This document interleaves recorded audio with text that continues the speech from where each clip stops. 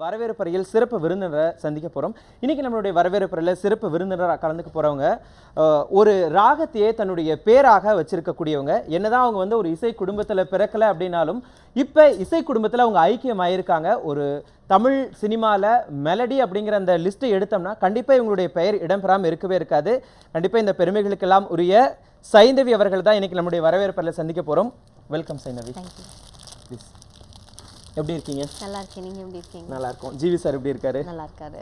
ரொம்ப சந்தோஷம் உங்களை வரவேற்பறையில் சந்திக்கிறதுல. ரொம்ப சந்தோஷம் இந்த நிகழ்ச்சிக்கு வந்ததுக்கு ரொம்ப நன்றி. கண்டிப்பாக கிட்டத்தட்ட ஒரு 15 வருஷத்துக்கு மேலே நீங்கள் வந்து ஒரு மியூசிக்கல் ஆர்டிஸ்டாக இருந்துக்கிட்டு இருக்கீங்க. சின்ன வயசுலேயே நீங்கள் உங்களுடைய கெரியரை மியூசிக்கல் கெரியரை ஆரம்பிச்சிருக்கீங்க. ஆமாம். ஸோ 12 இயர்ஸில் ஆரம்பித்த உங்களுடைய அந்த கெரியர் எப்படி இந்த இசை ஆர்வம்? ஏன்னா உங்களுடைய ஃபேமிலியில் வந்து அப்பா அம்மாவுக்கு வந்து அதிகமாக இசையில் ஆர்வம் கிடையாது அப்படின்னு நீங்கள் பல இடங்களில் சொல்லியிருக்கீங்க. உங்களுக்கு எப்படி அந்த ஆர்வம் துளிர் விட்டுச்சு? கடவுளோட அனுகிரகம் தான் சொல்லணும். ஏன்னா வந்து ஒரு கோவிலில் தான் நான் முதல்ல பாட ஆரம்பித்தேன். நான் வந்து கோவில் அடிக்கடி சின்ன வயசில் கூப்பிட்டு போவாங்க இல்லையா, இந்த மாதிரி பஜனை, அந்த மாதிரி ஒரு சத் சங்கம், அந்த மாதிரி கூட்டின்னு போகிறச்சு அங்கே நம்ம கேட்குறோம், அவங்க பஜன் பாடுறது கேட்குறோம், பிடிச்சி போய் பாடணும்னு ரொம்ப அடம் பிடிச்சேன். ஒரு நாள் அந்த இப்போ சத் சங்கமே நடக்க விடாமல் அவங்க வந்து சரி இப்போ போனால் போகிறதுன்னு சொல்லி குழந்தை அழுகை நிறுத்துறதுக்காக ஒரு மைக் கொடுத்தாங்க. அது வரைக்கும் கேட்ட பஜன் அன்னைக்கு நான் மைக்கில் பாடினேன். அதுக்கப்புறம் அங்கேயே டெய்லி அந்த பாட்டு பாடுறதுக்கு மட்டும் சான்ஸ் கொடுப்பாங்க அவங்க. அப்படியே பாட்டு கற்றுக்கணும்னு எல்லாரும் சொல்ல ஆரம்பித்தாங்க. அவளுக்கு நல்லா இருக்குது, ப்ராப்பராக கற்றுண்டா இன்னும் நல்லா பாடலாம், குரல். அந்த பாடல் இப்போ உங்களுக்கு ஞாபகம் இருக்கா? ஞாபகம் இருக்கு. கண்டிப்பாக எங்களுக்காக அந்த பாடல். வருவாய் வருவாய் பகவானே வருவாய், தருவாய் தருவாய் தரிசனம் தருவாய், அந்த மாதிரி ஒரு பாடல். கண்டிப்பாக ரொம்பவே சாஃப்டாக அந்த கேட்கறதுக்கே அந்த ஆன்மீகம் அப்படியே மனசுக்குள்ள அப்படியே மனம் வீசுது. ஸோ இப்போ பார்த்தீங்கன்னா கிட்டத்தட்ட இந்த மியூசிக்கல் கெரியர் அப்படிங்கிறது சின்ன வயசுலேருந்தே ஆரம்பிச்சிருந்தாலும் அதிலிருந்து உங்களுடைய வளர்ச்சி அப்படிங்கிறதுல மிக முக்கியமான பங்கு இந்த ரியாலிட்டி ஷோஸ்க்கு நிறையவே இருக்குது. ஏன்னா பல ரியாலிட்டி ஷோஸில் தமிழகத்தில் இருக்கக்கூடிய பல ரியாலிட்டி ஷோஸில் நீங்கள் கலந்துருக்கீங்க, அதில் பலசிலும் நீங்கள் வின் பண்ணியிருக்கீங்க. ஸோ அந்த மாதிரி ரியாலிட்டி ஷோஸ்லேருந்து வந்ததால் தான் உங்களுக்கு சினிமாவில் வாய்ப்பு கிடைச்சதா, இல்லை உங்களுடைய ஆம்பிஷனே வந்து இல்லை சினிமாவில் நம்ம பாடணும் அப்படிங்கிற மாதிரி ஆம்பிஷன் இருந்ததா? முதல்ல நான் சினிமாவில் பாடுவேன்னு நான் எதிர்பார்க்கவே இல்லை, அதுதான் உண்மை. ஏன்னா ஸ்டார்டட் வித் சிங்கிங் பஜன்ஸ் ஆரம்பித்தோடனே நம்மளுக்கு உடனே கற்றுக்கணும்னா கர்நாடிக் கிளாசிக்கல் டீச்சர் கிட்ட போடுவாங்க. அந்த ட்ரைனிங் ஆரம்பித்தது அதுவே வந்து லேட் தான்.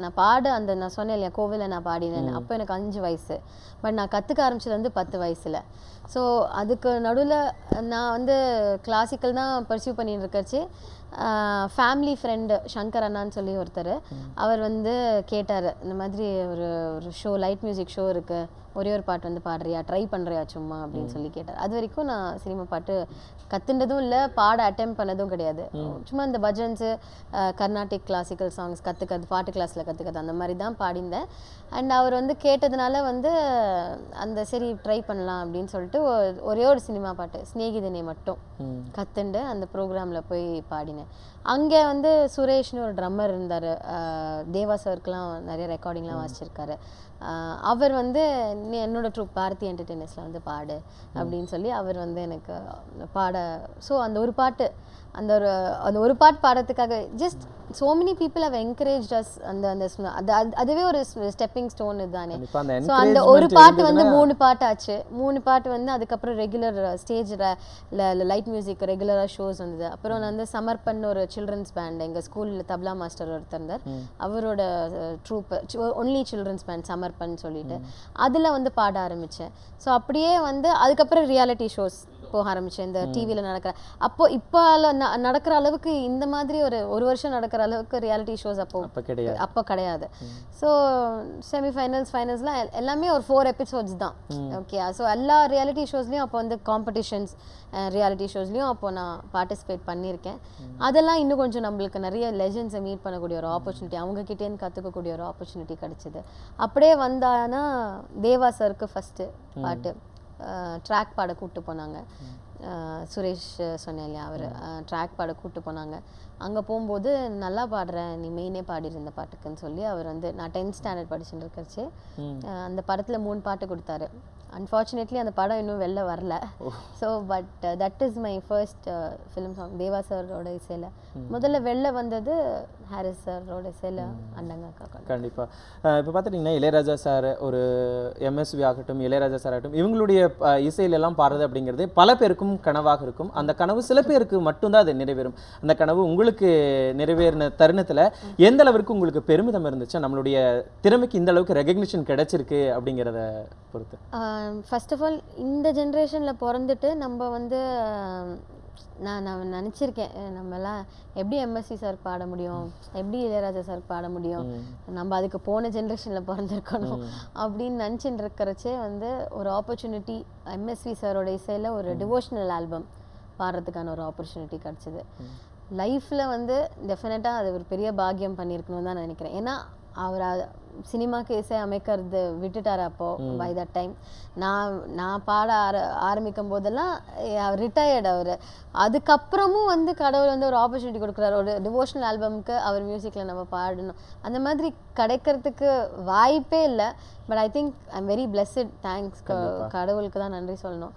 அண்ட் ராஜா சார், அவருக்கு வந்து ஃபஸ்ட்டு மயில்னு ஒரு திரைப்படத்தில் தான் வந்து பிரசாந்தினின்னு அவங்களும் நான் திப்பு அண்ணா கார்த்திக் அண்ணாலாம் சேர்ந்து பாடினோம் ஒரு பாட்டு. அஃப்கோர்ஸ் மயிலும் இன்னும் வெளியில் வரல. அதுக்கப்புறம் ஒரு 7 to 8 ஃபிலிம்ஸ் தெலுங்கு, கன்னடா, அது மாதிரி ராஜா சார் இசையிலையும் பாடி. ஸோ இப்போ வந்து நீங்கள் உங்களுடைய கெரியரை, இந்த மியூசிக்கல் கெரியரை ஸ்டார்ட் பண்ணது வந்து பஜன்ஸ் மூலமாக ஸ்டார்ட் பண்ணி, அதுக்கப்புறமா ஆல்பம்ஸில் தொடங்கி, அதுக்கப்புறமா ஃபாஸ்ட் நம்பர்ஸ் அதிகமாக பாட ஆரம்பிச்சிங்க. நான் ஃபர்ஸ்ட் பாடினதே ஃபாஸ்ட், அஸ் இன் தேவா சார் பாடினது மெலடி. பட் ஃபர்ஸ்ட் ரிலீஸ் ஆனது வந்து ஒரு ஃபாஸ்ட் நம்பர் தான். ஸோ ஆனால் அதுக்கப்புறம் இப்போத்த காலகட்டத்தில் மெலடி அப்படின்னாலே சைந்தவியோட வாய்ஸ் தான் அப்படிங்கிற ஒரு ட்ரெண்ட் வந்து செட் ஆயிடுச்சு. ஸோ இந்த மாதிரி இந்த 4 கேட்டகரியில் சைந்தவிக்கு பிடிச்ச விஷயம் எது? எனக்கு எல்லாமே பிடிக்கும். see as a singer you enjoy, நீங்க ரொம்ப என்ஜாய் பண்ணி இது இது இது இருந்ததுன்னா இந்த கேட்டகரியில நம்ம இன்னும் நல்லா பாடலாம், இது நம்மளுக்கு ரொம்ப செட் ஆகும் அப்படின்னு உங்களுடைய வாய்ஸ்க்கு நீங்க நினைச்சது? மெலடிஸ் டெஃபினட்டா ரொம்ப பிடிக்கும் எனக்கு. என்ன எவர்கிரீன் இல்லையா, மெலடிஸ் இஸ் எவர்கிரீன். கண்டிப்பா. எத்தனை ஏன்னா இப்போ அந்த குத்துப்பாட்டு அப்படின்னு சொன்னோம்னா அது அந்த ட்ரெண்டுக்கு தகுந்த மாதிரி இருக்கும். அந்த சீசனுக்கு that will be the most famous song. But அடுத்த சீசன்ல இன்னொரு பாட்டு வரும், அது ஃபேமஸ் ஆயிடும். பட் மெலடிஸ்னா நம்ம இன்னைக்கும் வந்து ஜி ராமநாதன் சார் பண்ண மெலடிஸ் பாடிட்டு இருக்கோம், இன்னைக்கும் வந்து எம்எஸ்வி சார் பண்ண மெலடிஸ் இன்னும் பாடிட்டு இருக்கோம். இட்ஸ் லைக் எவ்ரி டைம் கேட்கச்சு you are not bored of it.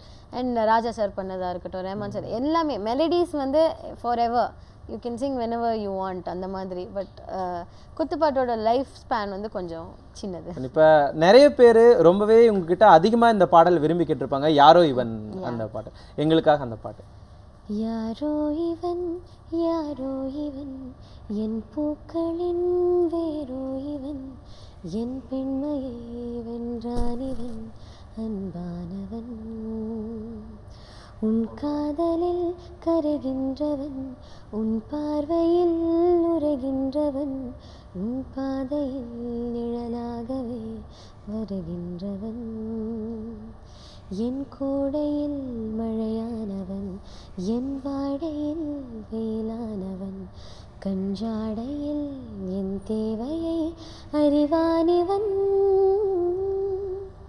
ரொம்ப சூப்பர், ரொம்ப தேங்க்ஸ் சொன்ன உடனே பாடினதுக்கு. இது மாதிரி ஒரு மிகப்பெரிய எல்லாராலும் எதிர்பார்க்கப்பட்ட ஒரு பாடல், எல்லாரும் விரும்பப்படுற ஒரு பாடல், ஒரு சாதனை படைச்ச ஒரு பாடல் பாடியிருக்கீங்க. ஸோ இந்த பாடல் பாடினோடனே ஒரு ரெகக்னிஷன், உங்களுக்கு ரொம்ப பிடிச்ச ரெகக்னிஷன் எது?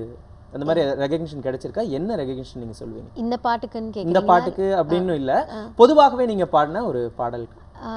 விழிகளில் ஒரு வானவில் அந்த இது எனக்கு வந்து வரிசையாக வந்து I was singing fast numbers. அப்போது நான் பாடினது எல்லாமே peppy numbers and fast numbers, very few melodies இருக்கிறச்சு. அந்த மாதிரி ஒரு சமயத்தில் தான் வந்து விழிகளில் ஒரு வானவில் ரிலீஸ் ஆச்சு. ஏஎல் விஜய் சார் டைரக்ஷனில் தெய்வ திருமகள் படத்தில் என் கணவர் ஜி பிரகாஷ் அவரோட இசையில் பாடினது. அந்த பாட்டு பாடினோடனே தான் வந்து நிறைய பேருக்கு வந்து அந்த இப்போ நீங்கள் சொல்கிறீங்களே சைந்தவின்னா இப்போ மெலடின்ற ஒரு அடையாளம், ஒரு ட்ரெண்ட் வந்ததுக்கு காரணம், ஒரு turning point in my career வந்து கண்டிப்பாக விழிகளில் ஒரு வானவில் சொல்லலாம்.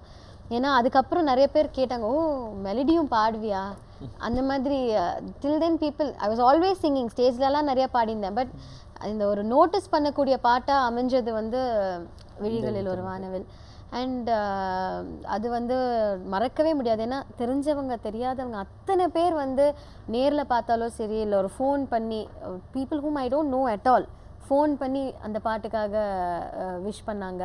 இதுலேருந்து எனக்கு ரொம்ப மறக்கக்கூட முடியாத ஒரு விஷஸ் வந்து பார்த்திங்கன்னா, விஜய் சாரோட wife Sangeetha madam, actor Vijay சாரோட ஒய்ஃப் சங்கீதா மேடம் வந்து எனக்கு அது வரைக்கும் அவங்க பழக்கமே கிடையாது.